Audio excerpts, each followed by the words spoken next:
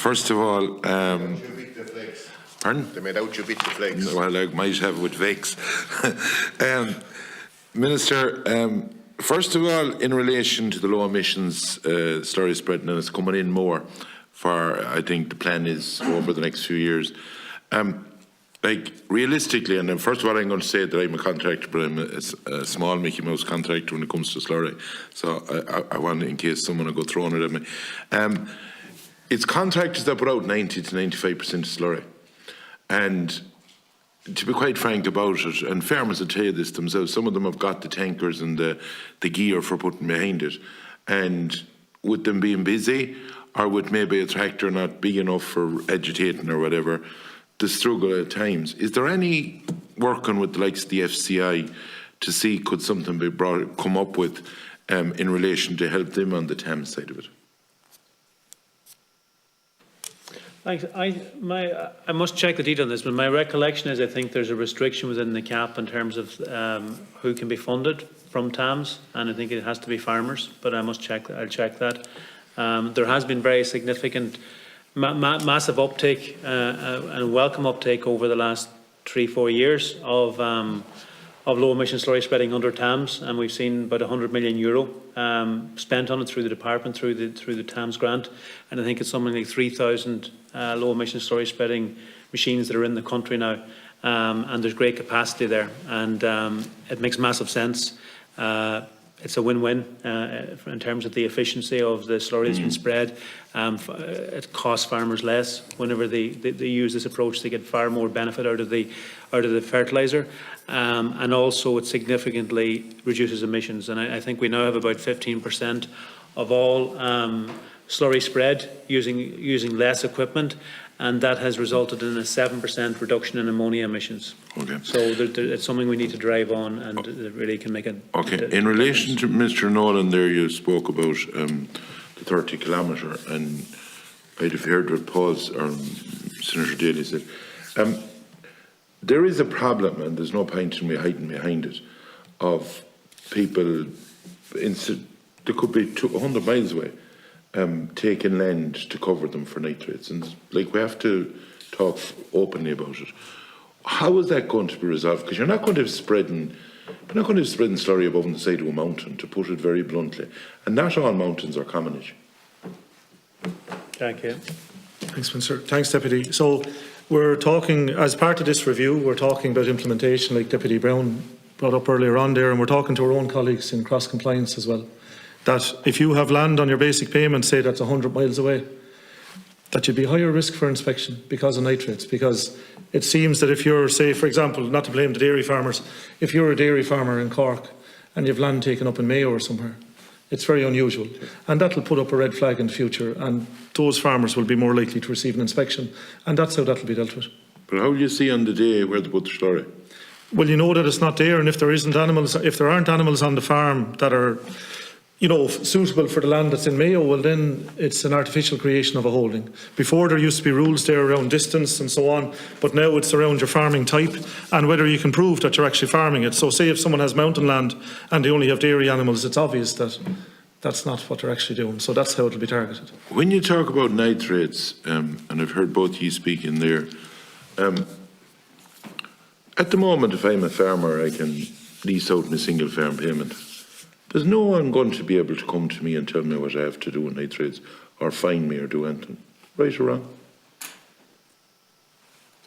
No, the Minister said it at the start that sorry Deputy, thank you, these regulations, the competent authority are the local authorities, the Department of Housing. So it's national law, every farmer in the country has to comply with it, and the local authorities do inspections. And we're talking to them about making them more meaningful, that they do it better, because that's part of the whole nitrates action programme. So you'd be outside the loop for department inspections as regards nitrates, because the department does it for cross compliance if you receive basic payment, but the local authorities should still be there inspecting you. Yeah, but to call a spade here, it's not going to affect, if you have your single farm payment leased out, the Department of Agriculture aren't going to be interested in you.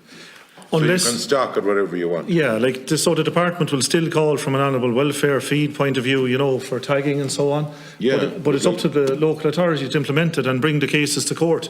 Like there have been a number of cases in court in the last couple of months, say for cutting hedges outside of the. Yeah, we're cutting hedges now and having cows over the stocking limits and all that.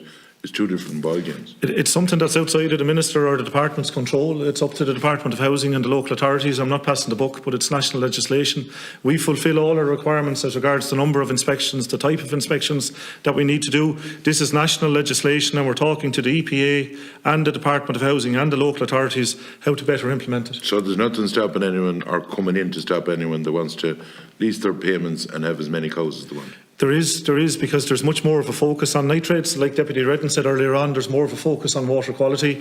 I think the level of acceptance of the public, people don't accept anymore that there is pollution or anything like that. So I think local authorities will step up their enforcement, and it's open to them then. There are fines there of up to 500,000 if local authorities bring someone to court. You talk about slurry storage and you talked about farmers being, say, overstocked or expanded in a large way.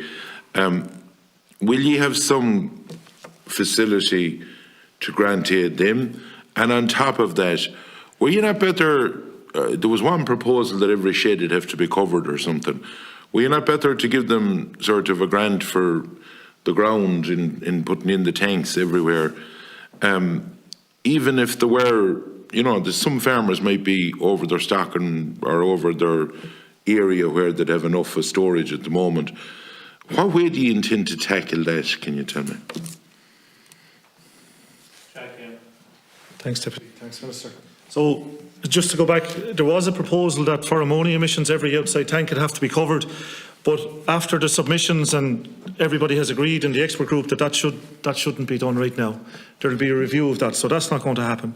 As regard grant aiding slurry storage, the department under EU regulation, and it's EU taxpayers' money as well as the Irish Exchequer, can only grant aid farmers that are already compliant. So you can't give grant aid to someone that's non-compliant. But this is where industry could step in with low-cost finance, or use the Milk Flex loan or things like that. Or I said here the last day, if I have a more energy efficient house, I'll get a lower mortgage than someone that hasn't. So why can't the banks here offer something like that? Because the department can't give grant aid to someone that isn't compliant. Can you explain to me the rationale behind, said there's about 118,000 farmers that operate and try and make a living at 170 nitrates. It's probably 12,000 farmers over that. What's the rationale behind it? Thanks, Deputy. So we were down in Moore Park there the other day again on a visit, and we were there in September. And what Teagasc are saying and research shows is that the more grass you grow and your animal eats, the more profitable you are. No, but what's the rationale behind if 170,000 want to stay under 170 in nitrates, the 12,000 There's scientific criteria there in the directive that says if you meet these, such as a long growing season, high rainfall, high denitrification capacity, you can apply for a derogation, because the 250 on certain land is perfect, on other land maybe it should be 50. So unless you get into individual soil type, it's very hard to have a figure. Like who says 170 is right? You know, it was a figure that was arrived at back in 1991. But Teagasc research does show if farmers comply with all the measures that are in the derogation, spread the slurry at the right time, chemical fertiliser at the right time, use EBI, low crude protein, the derogation is something that's sustainable, and it should be something that Ireland avail of. Under nitrates, and maybe it's, I don't know, I could be gone off track here in nitrates, the likes of the eco scheme that we're talking about, which will help probably sequestration and help in nitrates. Will you bring in more measures, Minister, than what's there at the moment? And are you aware that under the trees that you're talking about, growing 3 to the hectare or whatever, that there could be a problem for a few years for the sort of getting a strongish tree? Yeah, I will be bringing in more measures under the eco schemes in Pillar 1, Deputy. It's the feedback has come back strongest throughout the country in terms of... Have you any idea what you're thinking of bringing in, or can you give us that? I do, yeah, and there's a CAP consultative committee meeting tomorrow, at which we will be discussing the options and the additional options that we have in mind in relation to that with all of the key stakeholders. So, out of respect to the role that consultative committee actually carries out, it's a really important role in terms of informing and assessing and feeding back the ideas of stakeholders in relation to what's on the table and the overall shape of the CAP strategic plan. So, but that will be discussed tomorrow. And the key objective is to ensure that there is options available, as I said before, for all farmers to participate.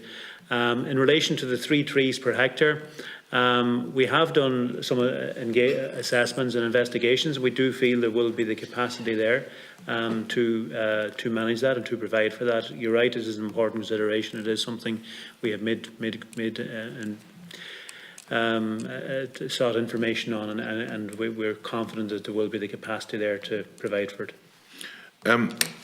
Maybe just Jack, you have a supplement there. Could I just add a point, Deputy? I suppose just outside of CAP, the Minister did announce in the recent budget last year, he announced 10 million for a soil sampling programme that's hitting the ground at the moment. So farmers are getting free soil samples that will give them more information than ever before. That was followed up this year by another 15 million. So there'll be several 100,000 detailed soil samples available, which will also tell farmers the level of carbon in their soil. So a baseline has been established. The Minister also announced in the most recent budget a €1 million scheme to encourage farmers to grow multi-species grass, because multi-species grass has plants that root at different depths, and in other countries they're claiming that it will sequester more carbon. So these kind of opportunities are being looked at and supported outside of CAP as well. Yeah, would it, or is it possible that that budget would be made bigger for the simple reason, if you look at multi-species grasses, they're nearly twice the price. Well, they're look at it's about 95, I think, as again 60, something like that, or roughly. Is there any way that, say, if we're trying to bring farmers on board right around the country, is there any way that while $1 million or whatever you said there is welcome, is there any way of upping it a bit? And the second thing I'd say to that, to you, Minister, and this is coming as the Ministers take a fool's advice, when you're sowing grass seeds, generally, if you're sowing something that you're not going to be spraying or that you won't be able to spray, the back end of the year was always the best time for less weeds and stuff. I'm just wondering, is there are ye looking at it for early this spring, or are you looking at it for the back end of the year? I don't think we have any particular requirement in terms of when it's actually sown. But I think in terms of looking at the next CAP, it is something we really want to encourage. And there's real potential in it. And from a financial point of view, yeah, there is, and I'll get Jack to comment further on this, just in terms of how you can account for it in terms of schemes and how you can pay in terms of the additional cost that's involved in one particular type of a sward so over another. But from an economic point of view, in relation to the financial merits for a farmer actually sowing either clover or indeed multi-species sward, it reduces costs and increases profit. So it makes a lot of sense from that point of view. But then also we are trying to support it through CAP measures. Let Jack elaborate on the costings part. Thanks, Minister. So you're right about the cost, that it's about €96 an acre, and that's for 6 species grass seed, which is meant to be the best. That's 2 clover, 2 herbs and 2 grass. And we'll hope to roll it out with the Minister's approval as early as possible to give farmers a chance to plan ahead for it. And it's planned that it would subsidise farmers at a rate of €50 per acre, so to meet the difference between the cost of the grass seed and multi-species, and that we get 20,000 acres in. And that'll be substantial, because there's only about 200,000 or 300,000 acres every year. So if you could get farmers to take this up, and we mentioned earlier the cost of fertiliser, like if you could save, according to research, the clover will save, say, 3 bags a can an acre, and that'll cost you €60 or more this year.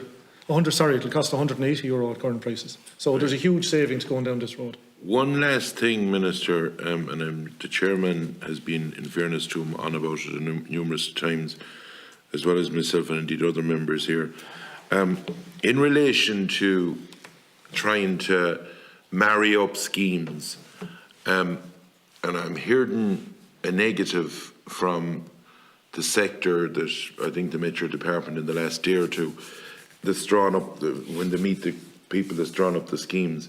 In Glass at the moment, if you went into Glass and you were 3 years in it, or 2 years in it, and you put in a licence for forestry and it could take a year or whatever, it takes 2 years, you cannot go into it. You're basically in a straitjacket. Will you, in the basically look at under the new REAPs or whatever scheme you call the new one, the environmental, which would help in the nitrates and would help in the sequestration? If some farmer wants to sow 3 or 4 or 5 acres, whatever they want to sow, and part of it was stuck in the section where that was in the REAP scheme, that they're not paying back 5 years, that they're not screwed like that, would you be willing to look at that, to give a commitment that that will be workable? Because like everyone is talking about trees and no one seems to be able to give the go-ahead to sow them. Yeah, listen, I have asked the team to look in every way possible, that we are putting in schemes in place that are flexible in that regard, and that everywhere where we can, we're encouraging and incentivising and facilitating people to be able to plant trees and plant forestry, and that it all adds up, and that you don't have any perverse disincentives or blockages in there. Obviously, we have to work within the confines of the overall EU regulations, etc. But I have asked the team to look in great detail in terms of what we can do, and to ensure that this all marries up, with the core objective being that we do facilitate that, and that in every way we can do that, we actually provide for it and allow it and encourage it. What I can't understand, Minister, is that if you look at the terms and conditions at last, it says the EU promotes sowing of trees and all of this, and it could be the EU, I'm not saying it's our department, because we'd see it in appeals and that. Then it says, but you can't sow, or you can't basically go near the ground that you have in the scheme. And if the EU was talking about trees, which is one of their big agendas at the moment, and if a farmer wants to sow a few acres, I just cannot fathom. I would ask you to just look at that, and I'm going to finish at that. Thank you.